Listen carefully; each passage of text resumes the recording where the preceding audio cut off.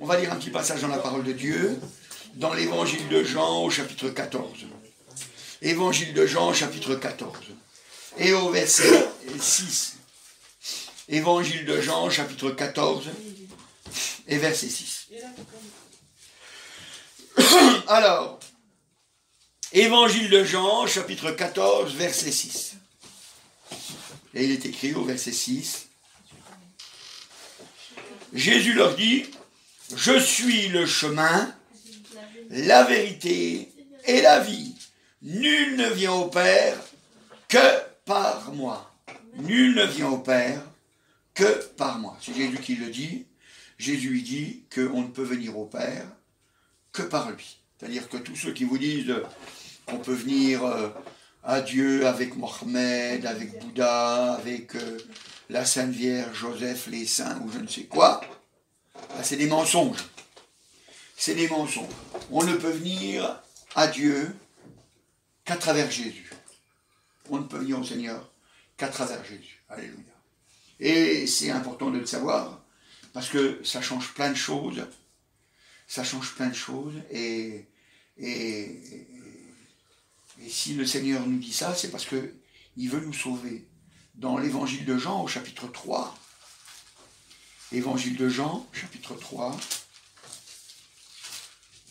voilà, gloire au Seigneur, évangile de Jean, chapitre 3, et au verset 36, évangile de Jean, chapitre 3, verset 36.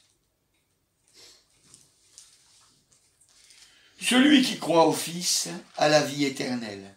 Celui qui ne croit pas au Fils ne verra point la vie, mais la colère de Dieu demeure sur lui. Alléluia. Gloire au Seigneur. Celui qui croit au Fils a la vie éternelle. Celui qui ne croit pas au Fils ne verra point la vie, mais la colère de Dieu demeure sur lui. Donc il y a une colère qui est sur ceux qui ne croient pas le Fils, sur ceux qui ne viennent pas au Fils, sur ceux qui ne croient pas l'œuvre qu'a fait le Seigneur Jésus. Donc, si on regarde, eh bien, la colère, c'est quoi? Ben, c'est que les gens, ils vont aller en enfer. Ils vont aller dans la souffrance éternelle. Hein, c'est quand même important à savoir, parce que, vous savez, quand on meurt, c'est pas fini. C'est pas fini. Quand on meurt, il y a ou le ciel ou l'enfer. Ou la souffrance éternelle, ou la joie éternelle. Et c'est un choix qu'on fait pendant qu'on est vivant. Quand on est mort, c'est trop tard. On ne peut plus le faire, ce choix. Mais pendant qu'on est vivant, on peut encore faire ce choix. Et c'est pour ça que ce matin, eh bien, je voudrais que dans votre cœur, vous tourniez vers Jésus. Vous tourniez vers Jésus. Alléluia. Il est important. Il est important. Alors là, il est parlé, on a vu au verset 36, il est parlé la colère de Dieu. Hein, il est parlé de la colère de Dieu. Et vous savez, c'est quand même quelque chose de terrible. Parce que la Bible, elle nous dit que Dieu est amour. Et pourtant, la Bible, elle nous parle de la colère de Dieu. Donc ça veut dire que Dieu peut être en colère. Dieu peut être en colère. Dieu peut être en colère contre qui? Contre ceux qui ont refusé Jésus. Vous savez, c'est triste ce que je vais dire. Mais il n'y a quand même pas beaucoup de monde qui sont sauvés. Il n'y a quand même pas beaucoup de monde qui est sauvé. Parce que beaucoup refusent d'obéir à Jésus. Ils veulent bien une religion, mais ils veulent pas obéir à Jésus. Ils veulent une religion, on parle de Jésus. Hein, vous avez beaucoup de mouvements chrétiens qui parlent même de Jésus. Hein. C'est vrai. Ils parlent de Jésus, mais pourtant, ils sont perdus. Ils sont perdus parce qu'ils ne veulent pas croire à l'œuvre qu'il a fait pour l'appliquer à leur tour. Dans 1 Jean, au chapitre 3, 1 Jean, au chapitre 3, et au verset 1, 1 Jean, chapitre 3, voilà. 1 Jean, chapitre 3, et au verset 1, il dit « Voyez quel amour le Père nous a témoigné pour que nous soyons appelés enfants de Dieu. Et nous le sommes. Si l'homme ne nous connaît pas, c'est qu'il ne l'a pas connu. Hein. Donc il dit, voyez quel amour le Père a témoigné pour que nous soyons appelés enfants de Dieu. Hein. Donc, vous comprenez que Dieu, il fait tout ce qu'il peut pour qu'on soit appelé enfant de Dieu. Il ne regarde pas à notre péché, il regarde à ce qu'on vient à Jésus. Et parce qu'il regarde cette chose-là, eh bien, il veut qu'on soit reconnu comme ses enfants. Il veut qu'on soit reconnu comme ses enfants. Donc vous comprenez bien qu'il va être en colère si quand on va arriver devant lui, on n'est pas son enfant. Vous comprenez bien qu'il va être en colère parce qu'on n'est pas son enfant. Et c'est pour ça que des gens vont en enfer. C'est pour ça que des gens vont dans la souffrance. Vous savez, je le répète, si c'était que pour quelque temps, moi je sais pas, allez, même pour 1000 milliards d'années que c'était l'enfer. Même 1000 milliards de 1000 milliards de 1000 milliards de 1000 milliards de 1000 milliards de 1000 milliards de 1000 milliards d'années qu'on allait en enfer, ce qui est déjà très long. Mais on en sortira un jour. Donc, tant pis, c'est pas grave, mais là, c'est au siècle des siècles. Il n'y a pas de fin. Les gens qui vont rentrer dans l'enfer, ils vont y être pour l'éternité.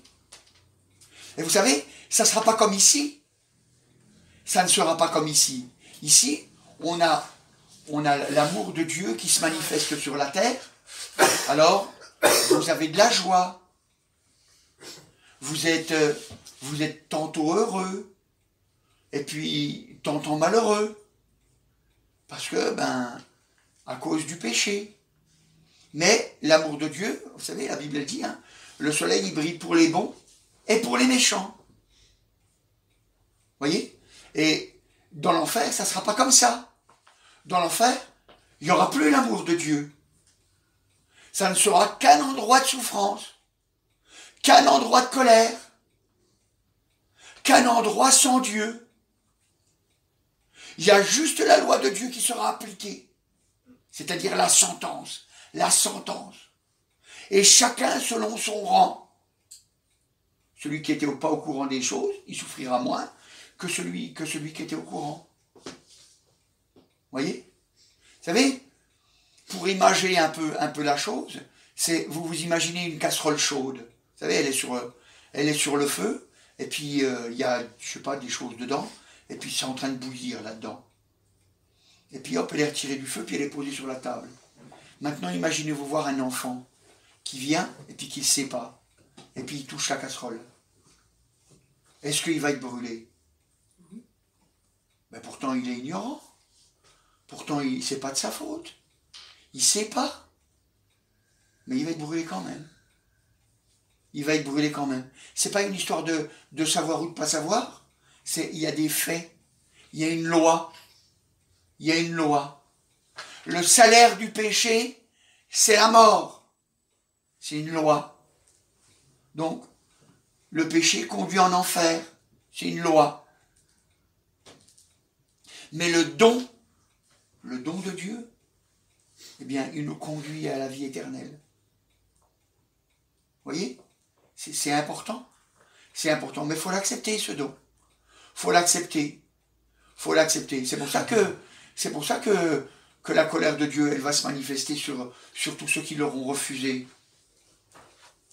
La Bible, elle nous dit encore, dans Hébreu au chapitre 2, et au verset 3, Hébreu, chapitre 2, voilà, Hébreu, chapitre 2, et au verset 3, Hébreu, chapitre 2, verset 3, alors on va lire depuis verset 2, pardon. Voilà, il est marqué, car si la parole annoncée par les anges a eu son effet, et si toute transgression et toute désobéissance a reçu une juste rétribution, verset 3, comment échapperons-nous en négligeant un si grand salut? Le salut annoncé d'abord par le Seigneur nous a été confirmé par ceux qui l'ont entendu. Il dit, comment échapperons-nous en négligeant un si grand salut? Comment échapperons-nous en négligeant? On néglige, on croit qu'on va passer à côté des gouttes. Vous savez, des fois, on s'imagine que, allez, nous, on peut faire un péché, et puis que c'est bon, ça passera. Mais ça, c'est un mensonge. Hein. C'est un mensonge que vous vous dites. C'est un mensonge. Le péché, s'il n'est pas pardonné, tu vas aller en enfer. Même pour un petit mensonge. Hein, des fois, les gens ils disent, oh, un petit mensonge. Vous savez, dans ce monde, on dit, un péché mignon. Un péché, c'est jamais mignon, ça conduit en enfer. Vous voyez? Et les gens, ils peuvent s'inventer toutes sortes d'histoires. Ils se disent, oh, Dieu est amour. Oui, mais Dieu est justice. Ça, ils l'oublient. Dieu est justice.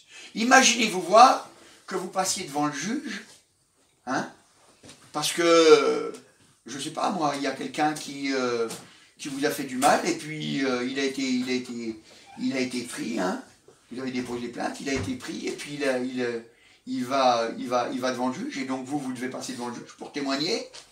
Donc vous témoignez qu'il vous a fait, je ne sais pas moi, qui vous a tué, je ne sais pas moi, votre chat, ou qui vous a tué, je ne sais pas moi, votre mère ou votre femme, ou qui vous a tué, je ne sais pas quoi, hein, votre animal de compagnie. Et puis, que le juge, ben, il dit, c'est vrai, c'est pas bien ce qu'il a fait, mais parce que je suis amour, eh ben, je vais le laisser libre. Qu'est-ce que vous allez penser? Mais il n'est pas juste ce juge. Il n'est pas juste ce juge. Il n'est pas juste. C'est pas normal. C'est pas normal. Voyez? C'est pas normal. Ben, ça sera pareil avec Dieu. Ça sera pareil avec Dieu. Si vous arrivez devant Dieu et que vos péchés ne sont pas pardonnés, vous pourrez vous inventer tout un tas d'histoires. Vous irez dans la souffrance éternelle. Pourquoi? Parce que vous avez négligé un si grand salut. C'est une négligence que de ne pas venir au Seigneur pour lui confesser notre péché. C'est une négligence de ne pas venir à lui pour le supplier de nous aider à rester ferme dans la foi, à rester ferme contre le péché. C'est une négligence. Et si on néglige ces choses-là, ben on va souffrir éternellement. On va souffrir éternellement. Ça paraît peut-être dur, mais ça paraît dur, vous savez, que pour celui qui est condamné. Pour celui qui n'est pas condamné, ben il ne trouve pas ça dur, au contraire. Il dit, merci Seigneur de ce que tu m'as pardonné. Merci Seigneur de ce que tu m'as pardonné. Et on est heureux d'avoir été pardonné. Moi, je ne sais pas, vous vous faites arrêter par la police, parce que je ne sais pas, moi, vous avez grillé un feu. Et puis le policier, il dit, bon, il était 3 h du matin, la rue était totalement vide, il n'y avait absolument personne, vous tourniez à droite, et puis il n'y avait personne, absolument personne, et puis vous avez grillé le feu. Ben, je dois vous punir. Mais, puisque vous m'avez demandé grâce, alors je vous fais grâce. Est-ce que vous dites, ouais, c'est un sale policier, celui-là Non, vous êtes heureux. Vous êtes heureux. Est-ce que vous trouvez que c'est injuste? Ben non, vous ne trouvez pas que c'est injuste. Vous trouvez que, ben, le policier m'a gracié, ben, c'est juste. C'est juste parce qu'il l'a décidé. C'est juste. Ben oui. Il n'y avait personne, tout ça. Lui, il a estimé que c'était pas dangereux, nanana, il a estimé. C'était son estimation à lui. J'ai pas eu le PV. J'en suis heureux. Est-ce que vous allez dire, non, mettez-moi là quand même, je le veux, parce que je le mérite? Vous allez faire ça? Je crois pas. Ils sont rares, hein, ceux qui font ça. Hein. Vous voyez? Mais c'est sûr que si jamais vous avez grillé le feu, il a beau être 3 h du matin, il n'y a absolument personne, vous tourniez à droite, c'était juste la rue là, il n'y avait absolument personne, ni dans la rue où vous étiez, tout ça, mais bon, il y a la police qui vous a repris, et puis que vous lui dites, ouais, de toute façon, les flics, c'est des Ben, c'est sûr que vous allez sûrement la voir, la prune. Vous voyez? Mais si jamais vous reconnaissez, ben oui, c'est vrai. C'est vrai, je reconnais. Je reconnais que je suis en infraction, c'est vrai. Je reconnais que je suis en infraction. Il n'y avait personne, j'ai cru que je pouvais tourner comme ça.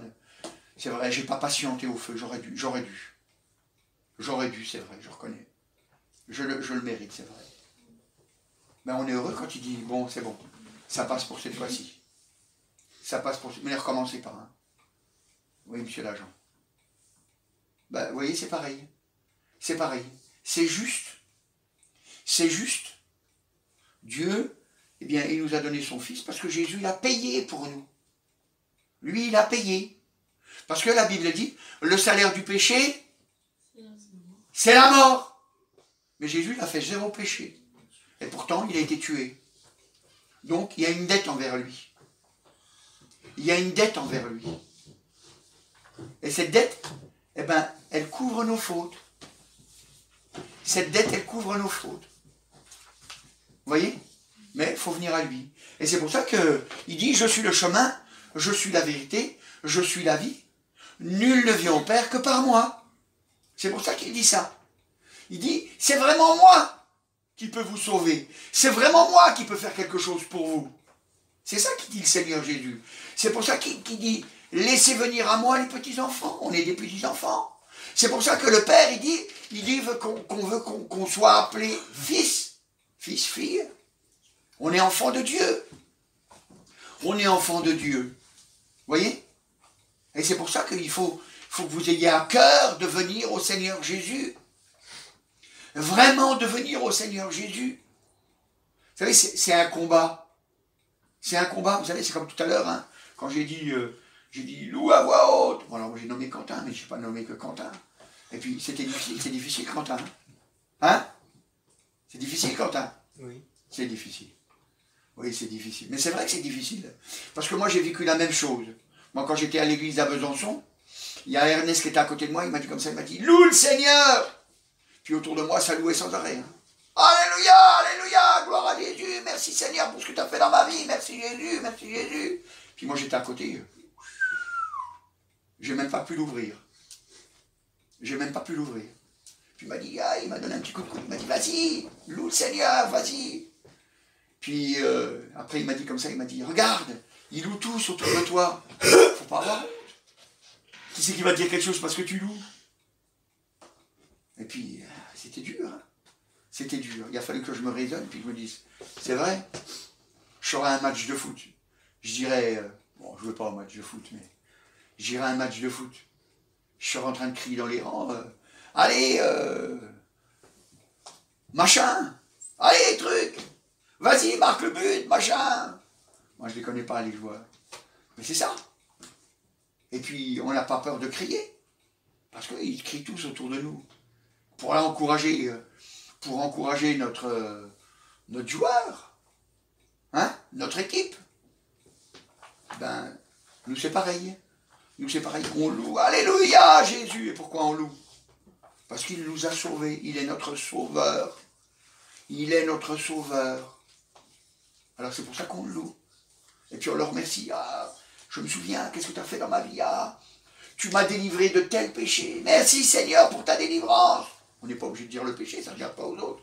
Mais on peut dire merci Seigneur pour ta délivrance. Ceux qui sont autour, peut-être qui n'ont pas de courage, puis ils entendent ça, ils disent ah, il a eu une délivrance, moi aussi je dois avoir une délivrance. Oh Seigneur, merci. On encourage les autres. Puis peut-être qu'on entendra les autres aussi qui diront des choses qui nous encouragera aussi. Oh, moi aussi j'ai envie d'être béni. Moi aussi j'ai envie que le Seigneur change ma vie. Moi aussi j'ai envie d'être transformé. Alléluia. Et on l'est. Et on l'est. Gloire au Seigneur. Alléluia. C'est pour ça qu'il ne faut pas négliger ce si grand salut. Parce que quand on le néglige, on se retrouve automatiquement en enfer. C'est pour ça que le Seigneur Jésus, eh bien, il veut qu'on prenne des positions. Il veut qu'on prenne des positions. Alors, pour nous expliquer ça, il nous a donné des exemples. Et un qui est très frappant, c'est dans l'évangile de Marc. Évangile de Marc au chapitre 9. Évangile de Marc au chapitre 9. Et on pourrait lire au verset 47. Voilà. Voilà, 47. Et si ton œil est pour toi une occasion de chute, arrache-le. Mieux vaut pour toi rentrer dans le royaume de Dieu n'ayant qu'un œil que d'avoir 2 yeux et d'être jeté dans la géhenne où leur verre ne meurt point et où le feu ne s'éteint point. Hein? Vous voyez, c'est terrible, c'est terrible. Il dit, vaut mieux pour toi t'arracher un œil. Alors, je ne vous dis pas de vous arracher un œil. Vous savez, moi je ne vous cache pas, moi à un moment donné, quand je suis venu au début de ma foi, au début quand je suis venu au Seigneur, et puis j'ai lu ces passages-là, parce que bon, il parle de s'arracher un œil, de se couper une jambe, etc., hein, de se couper une main, vous voyez, c'est ça. Et puis, moi je faisais des péchés avec ma main, puis j'ai dit, je vais me couper la main. Moi franchement, hein, je me suis dit ça dans mon cœur. Je dis, je vais me couper la main. Et puis comme ça, je ne pécherai plus avec ma main. Et puis, parce que je préférais rentrer dans le ciel que d'aller dans l'enfer. Et puis le Seigneur, il a parlé à mon cœur. Puis il m'a dit comme ça, il m'a dit, c'est qui commande ta main? Puis j'ai dit, c'est mon cerveau. Puis à ce moment-là, il a pensé les mesures, il me dit, il faudrait que je me coupe la tête alors. Alors c'est pas bon ça. Hein. Ça, c'est pas bon. Donc, ça veut dire autre chose. Ça veut dire sûrement autre chose que de se couper la main. Donc, ça veut dire qu'il ne faut pas que je recommence. Ça veut dire qu'il faut que je lutte. Ça veut dire qu'il faut que je lutte. Et je comprends que vous ayez des péchés dans votre vie qui sont là, qui sont récurrents. Ça veut dire qu'ils reviennent tout le temps. Mais c'est pas ça qu'il faut regarder. Ce qu'il faut regarder, c'est qu'on a un Seigneur qui est vainqueur et qui nous rend plus que vainqueurs. Ça veut dire que le chrétien, il doit venir auprès du Seigneur, pas seulement pour être sauvé, pour être délivré aussi. On doit venir pour lutter contre notre péché. Vous savez, des fois, moi je me rappelle quand je suis venu au Seigneur, j'étais quelqu'un, je racontais facilement des mensonges. Et je racontais facilement des mensonges, vous savez, pour des fois n'importe quoi. Hein. Des fois pour n'importe quoi. Des fois pour... parce que l'autre, il avait dit un truc, et puis, soit il fallait que j'en rajoute, alors, on mettait une couche supplémentaire, qui n'était pas vraie, sauf celle-là, elle n'était pas vraie. Ou alors, il fallait que je fasse mon malin, et puis que je rajoute quelque chose qui n'était pas vrai. Ouais, c'était toujours mélangé, il y avait du vrai, du pas vrai, hein, vous savez, un mensonge, quoi. Un mensonge. Et puis, je l'ai dit au Seigneur, je me suis plaint auprès du Seigneur, j'ai dit, toi, Seigneur, j'arrête pas. Puis le Seigneur, il m'a dit, quand tu mens, pour gagner la victoire, tu le dis tout de suite à la personne que tu es en train de mentir. Alors, un jour, j'ai dit un mensonge, puis j'ai dit à la personne, j'ai dit comme ça, j'ai dit, attends, je sais pas pourquoi je te raconte cette connerie, mais c'est un mensonge que je suis en train de te dire. Excuse-moi, c'est un mensonge. Pardon, Seigneur. Et puis, j'ai vu les yeux de l'autre qui m'a regardé, tout comme éclairé, tout comme éclairé. Et puis moi, j'ai eu vraiment la joie dans le cœur. Et puis j'ai senti que je pouvais être fort. Après, je me suis dit, parce que c'est pas facile quand même de dire à l'autre, je viens de te raconter une connerie. Hein, je viens de te dire un mensonge, excusez-moi. Hein, c'est pas facile. C'est pas facile. Alors j'ai dit, le mieux c'est quand même que je mente pas. Hein. C'est quand même le mieux que je mente pas. Comme ça, j'ai pas besoin de dire, je suis en train de te raconter un mensonge. Quoi. Et vous voyez, c'est ça la vérité.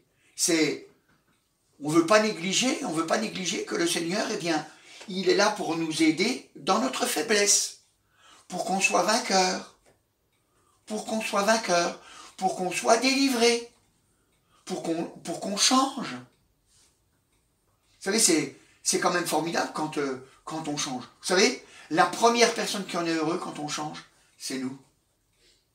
La première personne qui en est heureuse, c'est nous. Hein, c'est nous qui sommes heureux. On est heureux quand on ment pas. On est heureux quand on ne vole pas. On est heureux quand... Alors c'est vrai, on n'a pas tous les mêmes péchés. Même s'il y a des fois on a des péchés en commun, mais on n'a pas tous les mêmes péchés. Mais en tout cas, ça nous apprend une chose. Ça nous apprend qu'on a un Seigneur qui nous aide véritablement pour qu'on s'en sorte. Pour qu'on s'en sorte. Vous savez, quand vous ne lisez pas votre Bible, c'est un péché. C'est un péché de ne pas lire sa Bible. Parce que votre foi, vous ne la faites pas grandir. La foi vient de ce qu'on entend vient de la parole de Dieu. Vient de la parole de Dieu. La parole de Dieu, c'est la Bible. C'est un péché. Il faut lui dire au Seigneur, si jamais vous n'avez pas de courage pour lire votre Bible, Seigneur, j'arrive pas à lire ma Bible, parce que je me laisse entraîner parce que, je ne sais pas moi, par le temps, par des plaisirs, par des sorties, je sais pas, par n'importe quoi, par la fatigue, hein, faut lui dire, Seigneur, parle-moi. Vous savez, moi, quand je lis ma Bible, eh bien, ce que je fais, je commence à demander au Seigneur. Je dis, Seigneur, parle-moi à travers ta parole. Parle-moi, fais-moi du bien à travers ta parole. Que je ne reparte pas aujourd'hui sans que tes paroles, elles m'aient fait du bien. Et puis comme ça, je me mets à lire.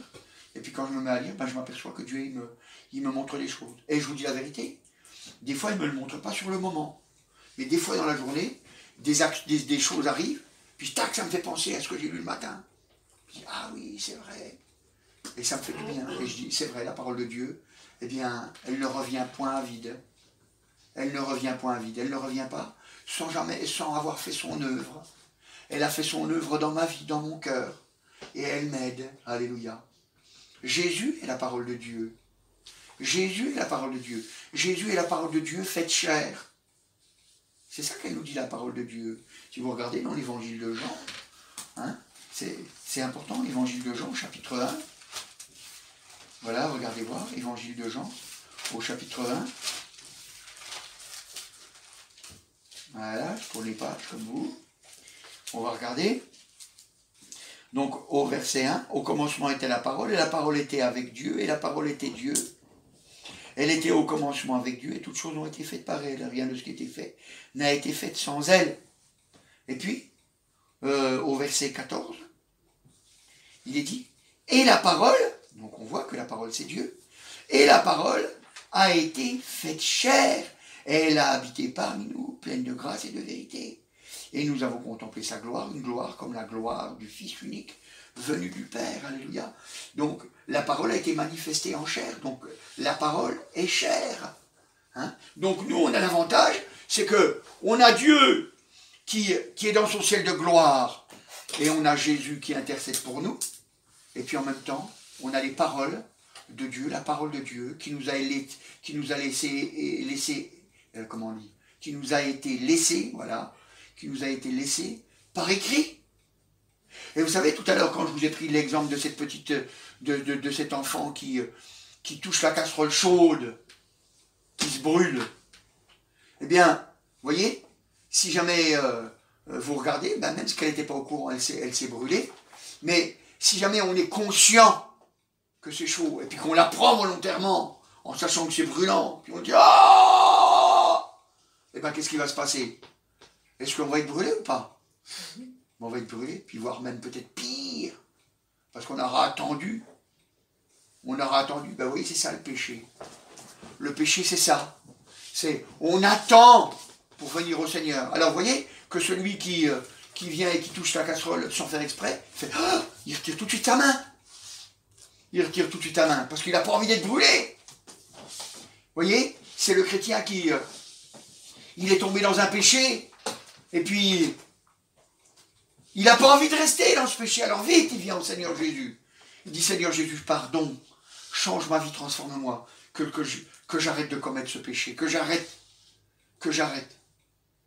Alors que celui qui vient, il tient sa casserole, il est brûlé, peut-être au premier, au deuxième, au troisième degré, je ne sais pas, il est brûlé très fortement. Très fortement. C'est celui qui fait un péché, puis il sait que c'est un péché, puis il persévère dans son péché, au lieu de venir prier, de venir demander d'être délivré. Vous voyez, c'est ça la différence. Donc c'est sûr que il aura sa place dans l'enfer de quelqu'un qui a été terrible.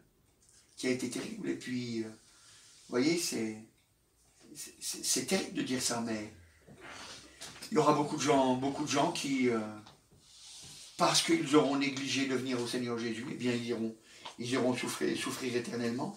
Alors vous voyez, donc je ne vous dis pas de vous arracher l'œil, hein, je ne vous dis pas de vous couper le bras ou de vous couper la jambe, mais je dis, on a une tête, Dieu nous a donné une tête pour réfléchir et pour dire, la seule solution que j'ai pour m'en sortir, c'est de venir à Jésus. C'est la seule solution que j'ai, j'en ai pas d'autre. Je ne peux pas m'en sortir de moi-même. Je ne peux pas me sortir de moi-même. C'est pour ça que le Seigneur Jésus, il nous dit dans l'évangile de Marc, au chapitre 11, évangile de Marc, chapitre 11 et au verset 24, et vous savez, c'est souvent un verset que les gens prennent. Et puis ils ne le prennent pas dans toute sa grandeur, ce verset. Marc chapitre 11 et verset 24.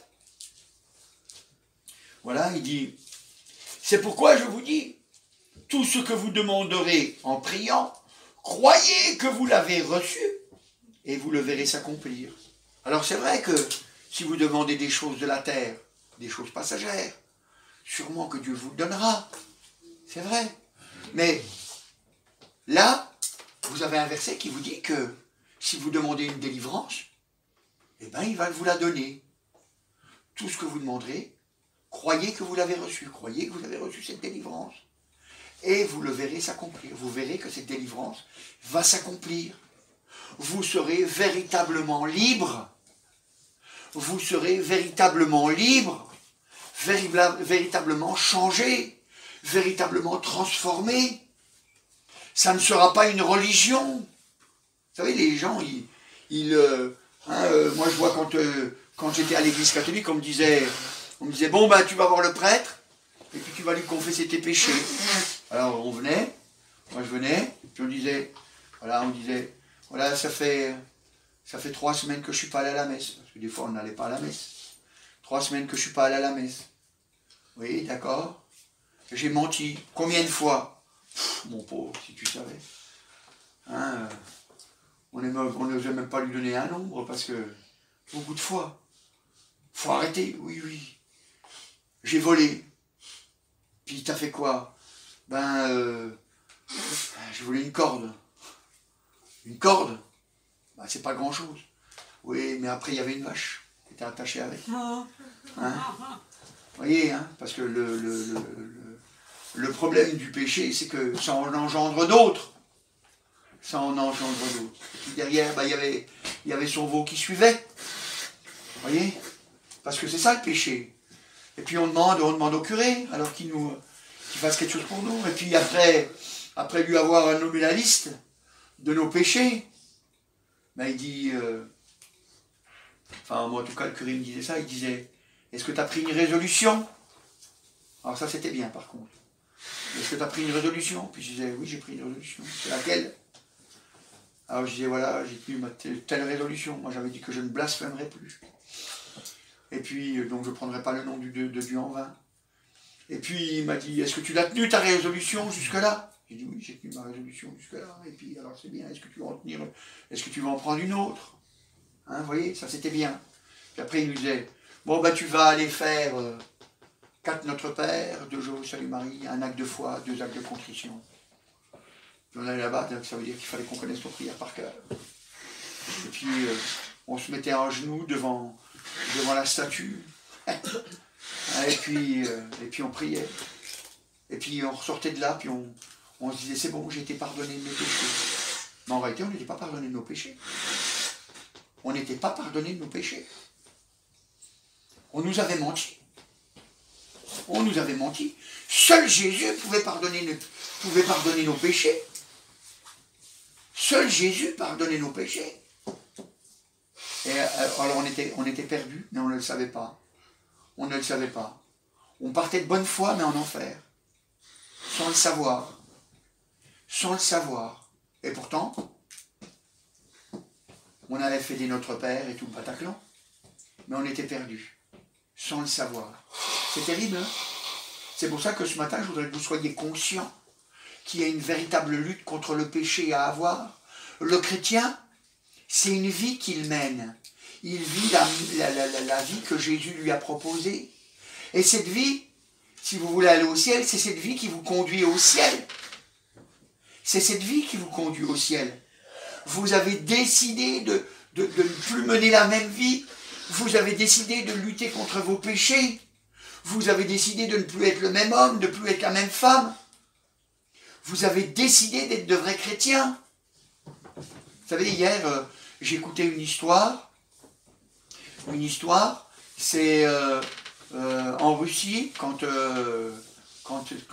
c'était pas la Russie, c'était l'URSS. Donc dans les années 70, il y avait donc il était interdit de se réunir pour prier. Hein, c'était la loi de là-bas. Alors les gens, ce qu'ils faisaient, eh bien ils se réunissaient en cachette. Et puis généralement, ce que les gens ils faisaient, c'est ils aménageaient une cave, et puis ils la calfeutraient.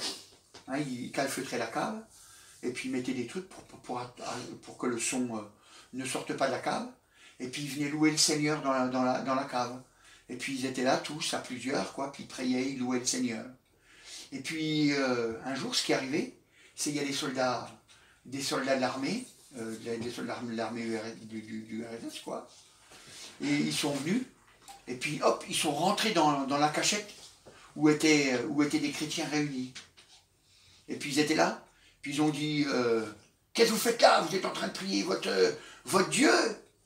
Et puis il a dit, les soldats, ils ont dit, bon, voilà ce que je vous propose. Ceux qui renient leur Dieu, qui se mettent là, sur le côté gauche, et puis ceux-là, bah, vous pourrez partir, ça sera bon pour cette fois-ci. Quant aux autres, vous allez mourir. Alors réfléchissez bien. Qui est-ce qui veut renier sa voix, qui se met sur le côté gauche? Et puis les autres, eh bien, ils vont mourir. Alors, c'était terrible, parce que là, c'était à voir qui c'est qui avait véritablement la foi. Qui c'est qui avait véritablement la foi? C'était plus une histoire de moquerie, cette fois-ci. C'était une histoire de vie ou de mort. Est-ce que j'accepte de mourir pour le Seigneur Jésus? Ou alors est-ce que je le renie? Qu'est-ce que je dois faire? Et puis, il y en a, ils ont commencé à se mettre à gauche. Et puis des fois, c'était même des familles, ça se séparait. Il y en avait qui se mettaient à gauche, puis il y en a d'autres qui restaient à droite. Et puis le tri s'est fait. Alors, il s'est tourné vers les autres, il a dit, vous reniez votre foi alors? Puis ils ont dit, oui, oui, oui. Vous pouvez vous en aller alors. Ah oui, il les a laissés partir. Et puis ils sont partis. Puis quand ils sont partis, à ce moment-là, les soldats se sont tournés vers les chrétiens, puis il a dit, nous aussi on est chrétiens, mais on voulait vivre un culte avec des vrais chrétiens, pas avec des faux chrétiens. C'est terrible, hein, quand même. C'est terrible. Parce qu'il y a eu un choix qui s'est fait. Il y a eu un choix qui s'est fait. Et vous savez, le chrétien, il doit faire des choix. Il doit faire des choix. On doit montrer à qui on appartient. Je suis chrétien, moi je montre que j'appartiens à Jésus. Moi, vous savez, quand je vais au restaurant, eh ben, vous savez ce que je fais? Je prie avant de manger. Peu importe si jamais les gens, ils se moquent de moi. Je prie avant de manger. Moi, ça m'est égal, hein, ils pensent ce qu'ils veulent. Moi, je préfère qu'ils sachent que je suis chrétien. Qui sait, ça peut peut-être en sauver certains. On peut peut-être en sauver certains. Vous voyez? C'est important à savoir. C'est important à savoir. Moi, c'est parce que c'est des gens qui ont pris position et qui ont montré qu'ils étaient chrétiens que j'ai pu me convertir. Et vous, si vous êtes là, c'est parce que des gens ont montré qu'ils étaient chrétiens que vous êtes venus. Vous voyez? C'est on montre qui on est, et puis on aura des récompenses. On aura des récompenses. Et c'est pour ça que ce matin, alléluia, le Seigneur, eh bien, le Seigneur, il veut qu'on sache que ce qu'on demande dans la prière, on le reçoit parce qu'on est des chrétiens. Parce qu'on est des chrétiens, on croit qu'on va le recevoir. Pourquoi? Parce qu'on ne met pas en doute la parole de Dieu. On ne met pas en doute la parole de Dieu. On demande quelque chose, il va nous le donner. Et s'il ne nous le donne pas, il va nous dire pourquoi. Vous savez, c'est comme un enfant, quand l'enfant, je ne sais pas, quand ils sont tout petits, eh ben, il demande pour avoir une fourchette, comme les parents, ou un couteau, comme les parents, ou les grands frères. Ils disent, je peux avoir une fourchette? Puis on leur dit, non, pas maintenant, tu es encore trop petit. Quand tu seras plus grand, tu auras le droit à la fourchette. Parce qu'on sait qu'avec une fourchette, sans faire exprès, en discutant, en jouant, il peut faire des grands gestes, blesser quelqu'un, voire même se blesser lui-même. Un coup de couteau dans l'œil ou un coup de fourchette dans l'œil, pour parler pour parler d'œil, puisqu'on parlait d'œil tout à l'heure. Vous voyez? Donc on ne va pas le faire. Eh ben, c'est pareil. On sait que quand on va se mettre à prier, on va être exaucé. À la vérité, c'est pas qu'on va être, c'est qu'on est déjà exaucé. Il faut juste patienter le temps que le Seigneur nous le donne. Il sait pourquoi il ne nous l'a pas donné maintenant. Il sait que s'il ne nous le donne pas maintenant, c'est qu'il y a une raison. Moi, je me rappelle un jour, ma fille, Anne-Claire, elle est venue me voir, elle m'a dit, papa, mes frères et sœurs, ils ont demandé des chauves-souris, Et puis ils en ont eu. Moi j'ai demandé des chauves-souris et j'en ai pas eu. Pourquoi? Je lui ai dit, t'as demandé au Seigneur? Tu crois que le Seigneur il a répondu à ta prière? Elle m'a dit oui. J'ai dit, ben, reste dans cet état. Crois que le Seigneur répond à ta prière. Et il va le faire au moment où il faudra le faire. Pour l'instant, il veut t'apprendre à persévérer. Il veut t'apprendre à tenir ferme. Il faut que tu le crois et que tu tiennes ferme. Et c'est ce qu'elle a fait. Et puis quand on est descendu en Espagne voir la famille, eh ben, elle est revenue avec une chauve-souris. Bon, ben, elle l'a laissée en liberté. Mais elle a eu les chauves-souris qu'elle voulait avoir pour voir comment c'était fait. Vous voyez? Et c'est pour ça que c'est important. C'est important. Et la Bible, elle nous dit, regardez voir, encore dans Ésaïe au chapitre 42, pour que vous compreniez bien que seulement la gloire de Dieu doit se manifester dans notre vie, j'ai dit dans Ésaïe, j'ai dit Ésaïe, hein.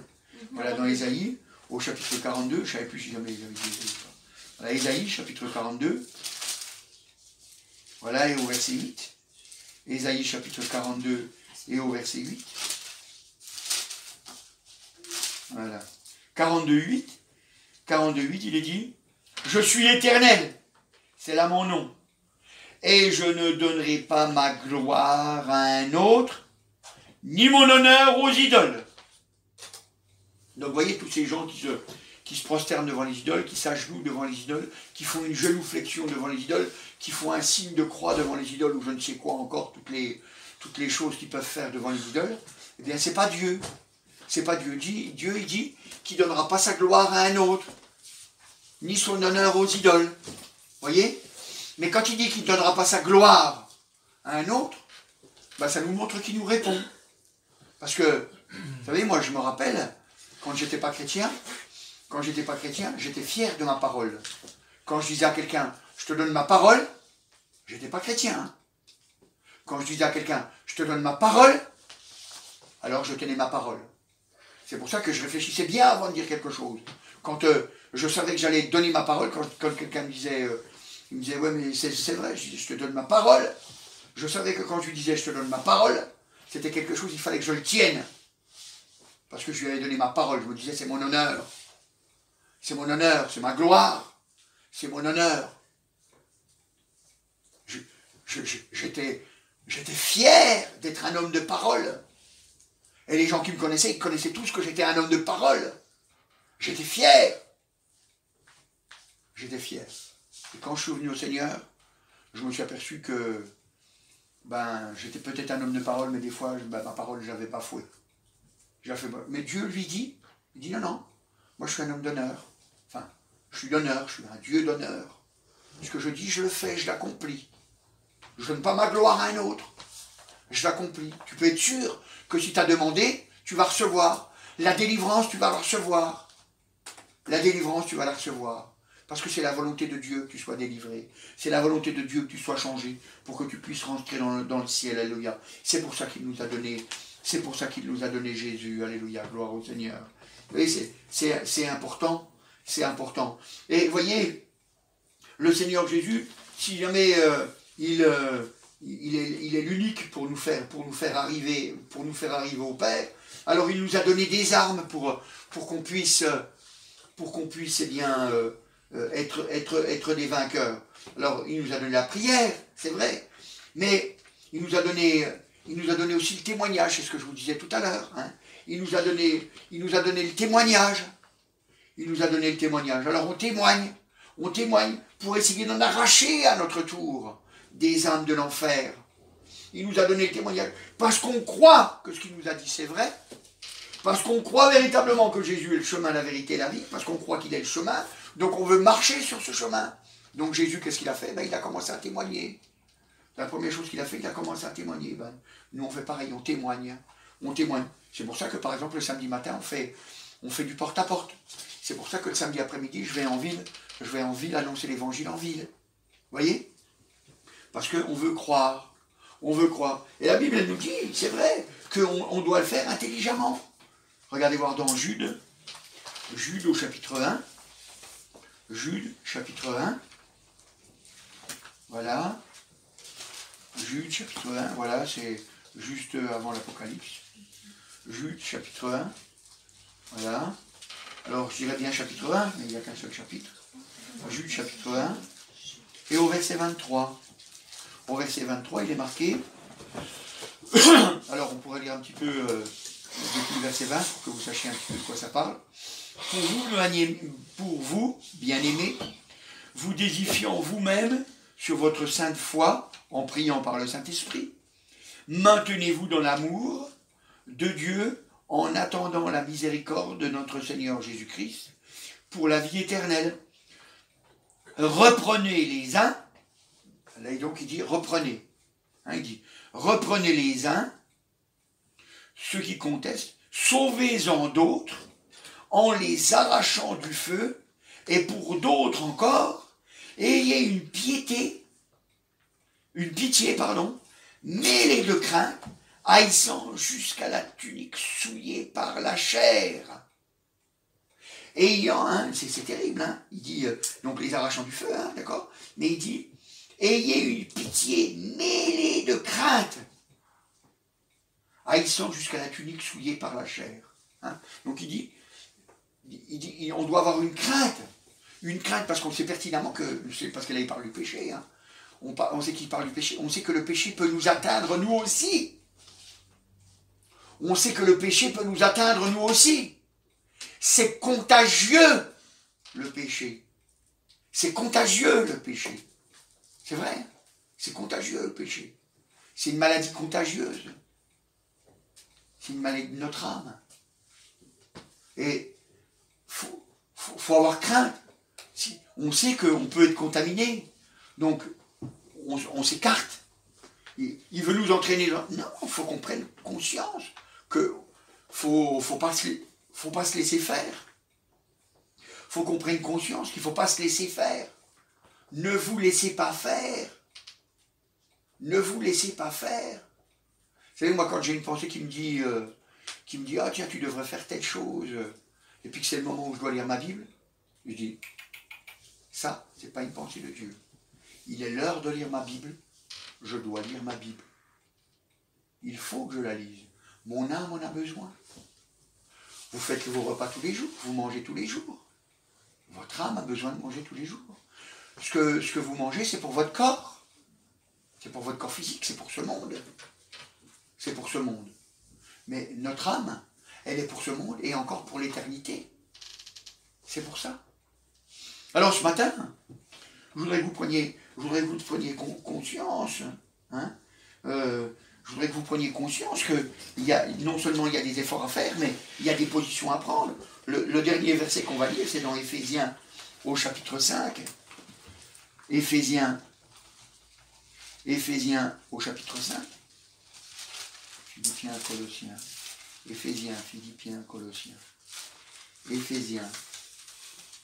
Voilà, Éphésiens, chapitre 5. Et au verset 11. Éphésiens, chapitre 5, verset 11. Chapitre 5 et au verset 11. Voilà, qu'est-ce qu'il est écrit au verset 11? Il est marqué, verset 11. Alors on va lire depuis le verset 10. Examinez ce qui est agréable au Seigneur, et ne preniez point garde et ne prenez point part, ouais c'est vrai, et ne prenez point part aux œuvres infructueuses des ténèbres, mais plutôt condamnez-les. Condamnez-les. On doit condamner le péché. Condamnez-les. Non seulement on ne doit pas y prendre part, on a vu qu'on devait avoir une crainte de ces choses-là, mais en plus, on doit le condamner, le péché. On doit le condamner. On ne le soutient pas, le péché. On le condamne. Oui, mentir, c'est un péché, et je ne veux pas mentir. Oui, il ne faut pas mentir, c'est un péché, ça conduit en enfer. Ça conduit en enfer. Et vous savez, c'est ça qu'il dit. Il dit, ne prenez point part, mais plutôt, il dit, mais plutôt, condamnez. Il n'y a pas que pas prendre part. Vous voyez, il n'y a pas que pas prendre part. Il faut condamner. Il faut condamner. Voilà, il faut prendre position contre le péché. Et ce matin, c'est ce que je voudrais. Je voudrais que vous viviez une vraie vie avec Jésus. une vraie vie avec Jésus. Ne vivez pas une religion, j'ai une vieillerie avec Jésus. N'ayez pas peur d'aller à lui, de vous plaindre quand ça ne va pas dans votre vie. Et puis de venir crier à lui pour être délivré de vos péchés, de vos manquements, de tout ce qui ne va pas dans vos vies. Et vous allez voir qu'il va le faire. Amen. Merci, agneau de Dieu. Merci Jésus. Alléluia. Je te remercie, Seigneur, de ta présence. Je te remercie encore de ton amour, Seigneur. Je te remercie encore de ces victoires que tu nous donnes, Seigneur. Oh, alléluia, tu es merveilleux, Seigneur. C'est parce qu'on vient à toi, Seigneur, que ton nom, alléluia, il est grand dans nos vies, Seigneur. C'est parce qu'on vient à toi, Seigneur, alléluia.